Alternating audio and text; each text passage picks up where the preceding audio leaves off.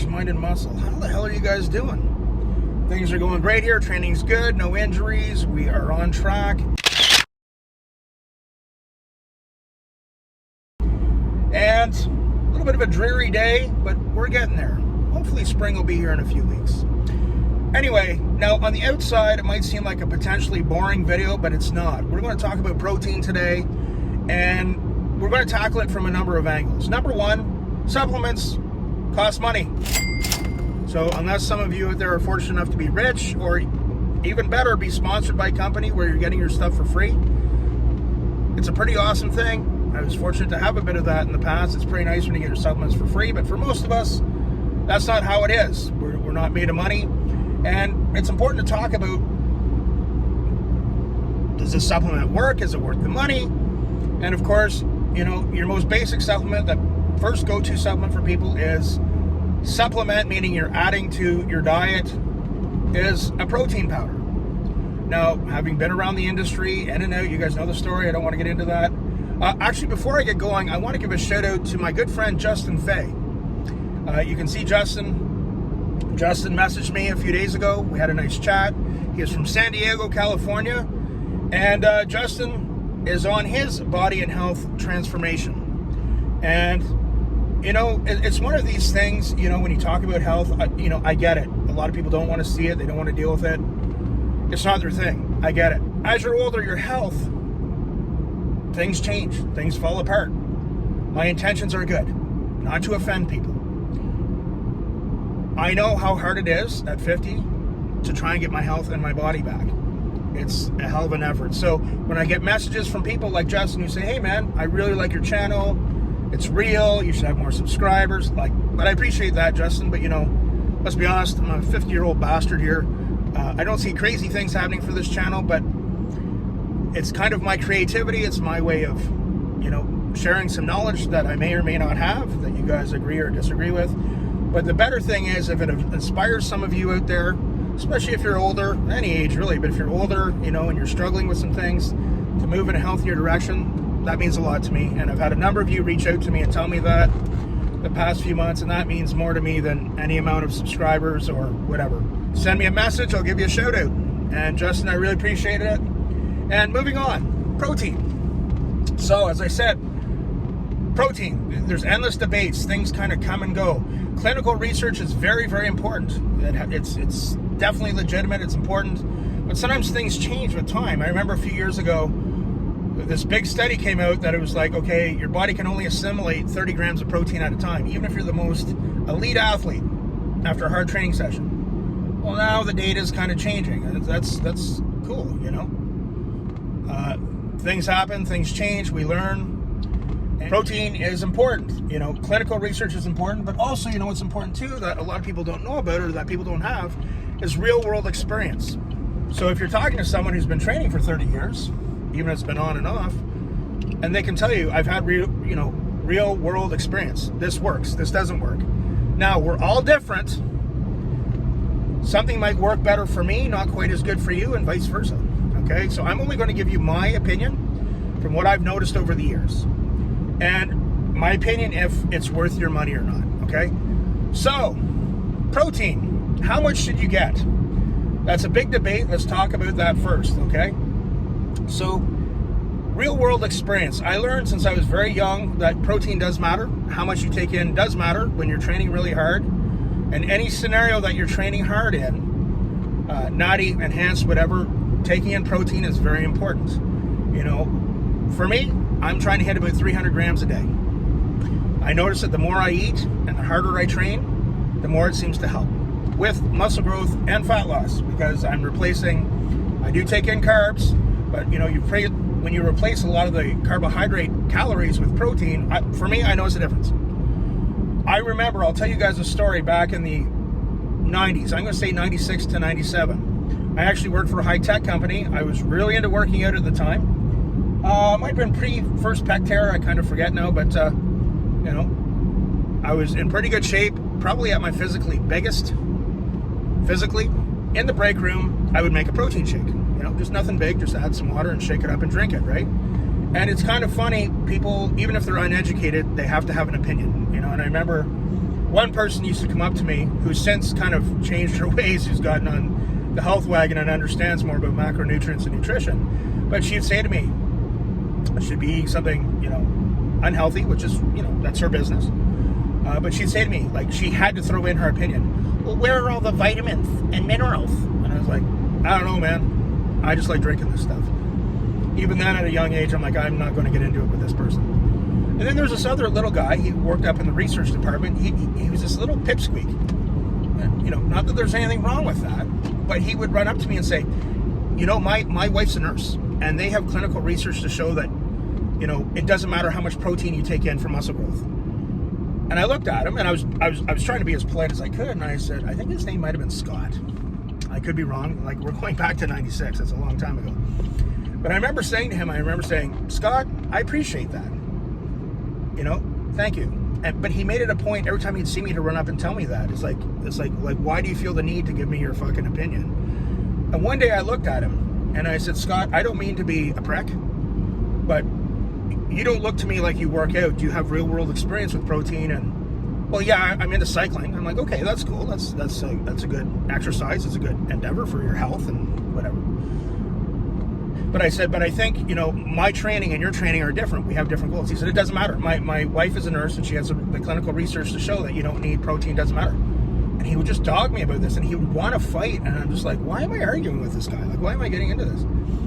And I said to him, well, like, is your wife, does she work out? Is she into, No, but she's a nurse, and she has a clinical, okay. I said, Scott, with all due respect, I know from my past and history with lifting, there is a difference with how much protein I take in, but that's just me. Maybe it goes against the clinical. He's like, no. Okay, cool, man. Cool. No, I don't know what his goals were or whatever, or what the purpose was. I'm glad that he had enough of an interest in me to take up the time to debate with me. I was just sitting there going, okay, like, thank you for your unhealthy interest in my business, but that's okay. He's entitled to his opinion, as misled or misguided as it was.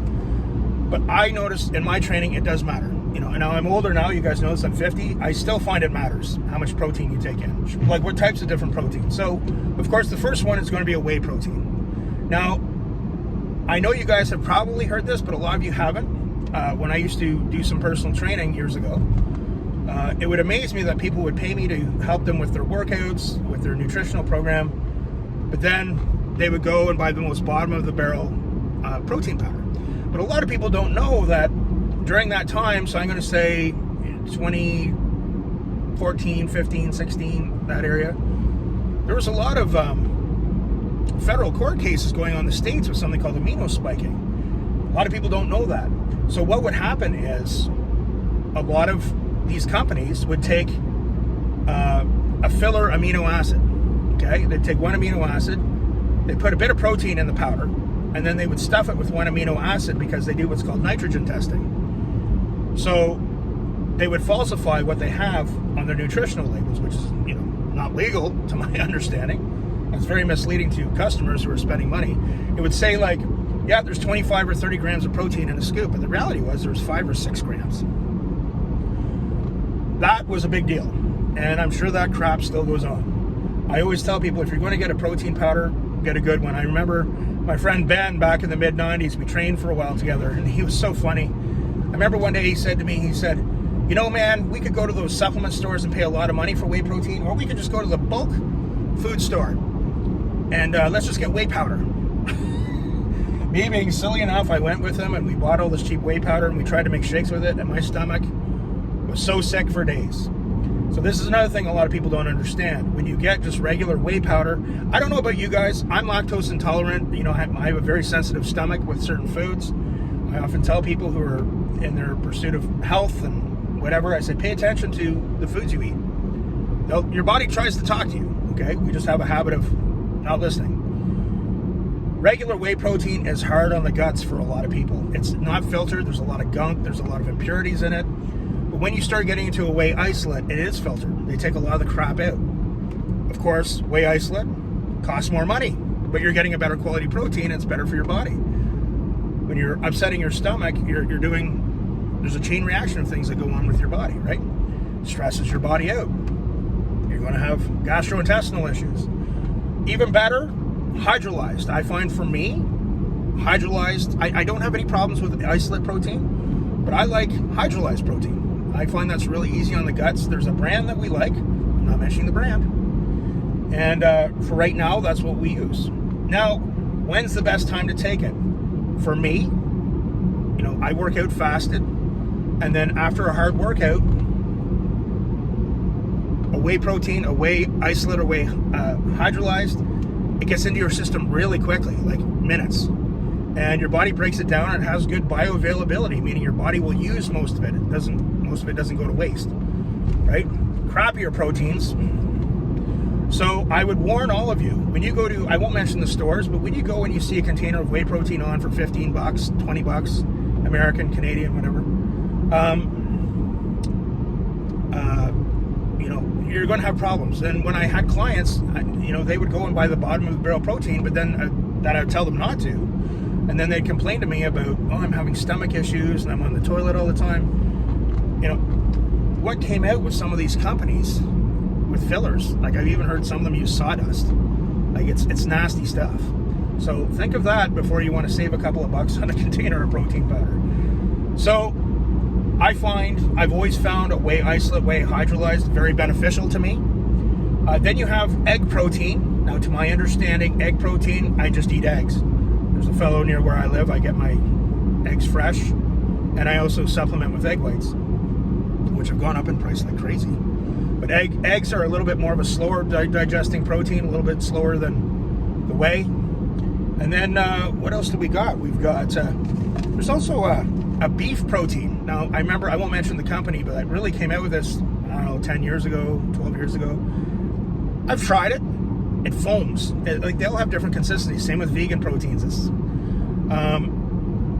But the beef one, it foams. It was foamy. I don't know, maybe it's changed since, but I don't know. It was okay for me. I know supplement companies might not hear this, like this, but I would rather just buy steak or get some good ground beef or bison or moose. We're fortunate enough, my partner's family are hunters, so they've been very kind to giving us some really good wild meat from time to time, and it's greatly appreciated. I love it. But the beef powdered protein, you know, maybe things have changed. You know, I'd be willing to try it again. I don't know about that one. And you know, salmon is one of my most freaking favorite foods. You know, I really like my baked way of making it. I'm getting on to the frying it. Probably some videos to come on that. But a while ago I saw they came out with salmon protein powder. It's like, oh my God, what the fuck is that? Haven't tried it, so I really shouldn't knock it. But salmon by itself, I'd rather just buy the salmon, but that's just me. Video edit, I want to mention vegan protein powders. I've tried different ones. There's rice protein, there's pea protein, there's all kinds of different ones. Of course, again, the texture is different with that type of protein. I think some of them weren't bad that I've had, and I know that they've gotten better and better. The consistency is a little different. I don't care. I'm not a texture guy. I just don't give a fuck. I always think, well, what's this doing for my body? But some of them are good. I just don't know if their bioavailability is as good as the whey hydrolyzed whey. But sometimes it's good to rotate your proteins and experiment with difference. There's another one out now. I think it's cricket protein or something like that. So it's crushed up crickets. I wouldn't be adverse to trying that. Hey, it's there. It's protein. Maybe it's worth looking into. And also casein protein. Okay, so casein protein, and also again, we know it's a slower digesting protein. I think it stays in the body for about 5 hours. So one thing that, I don't know if people still do it. I tried it for a while. Bodybuilders, they like to, before bed, have a casein protein shake. So it's slower digesting. So they get those slower digesting proteins in their body while they're sleeping. I've tried that. I didn't really notice a difference. I have heard a lot of things about casein being carcinogenic, but you know, everything's carcinogenic now. Fuck, you go outside and breathe in air that's carcinogenic. So I don't know. I know for me that how much protein I take in does matter, especially the harder I train. You know, I think that's something that people have to kind of experiment on their own with to find their sweet spot. And for me, it's a whey hydrolyzed. I could be wrong, and I'm sure there's the other proteins I mentioned have probably improved since the last time I've tried them. I'd be open to trying them again. But where it's at, that's my take on it. So you know, protein costs money like everything else, but if you're going to get a protein, get a good one. Spend the extra money on it. It is your body. And it's kind of like when you go to the grocery store, if you're trying to get some beef and it's green, like not a good green, like it's going bad, you don't buy it. Same thing with crappy protein powder. It's like, that's my take on protein. Again, I'm talking about it. It's just my opinion. And if it saves some of you guys money out there, I think it's a good supplement to have first thing after a training session. Those are only my opinions. What do you guys think? I value all your opinions. I love it when you guys comment. I like getting everyone else's opinions. I also want to say too, with age, I've noticed that supplements I find are even more important. Not just with the fact that we have more depleted soil now than we did back in the 70s and 80s. We're not getting as much nutrients out of our food anymore. So I find that supplements are very important, especially as you age. I did a video a while ago of a general overlook of some of the basic supplements that we take. I'm going to have to update that soon, but I want to just talk about some different supplements and say, hey, is it worth the money or not? In my opinion. So what do you guys think about protein? Those are my thoughts. And remember, this is my therapy.